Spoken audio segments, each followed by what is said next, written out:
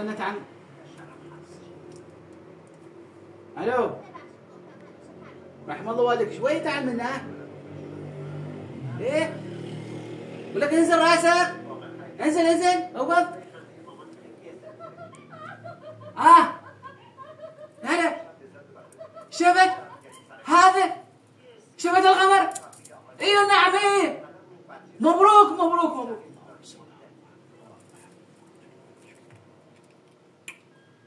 بسم الله الرحمن الرحیم. عرض ابولی طاعات عبادات دوستان عزیز، این جانب شیخ و شیوخ ماه را با چشم مسلح و غیر مسلح دیدم و فردا را اول شوال اعلام می نمایم. عید شما مبارک.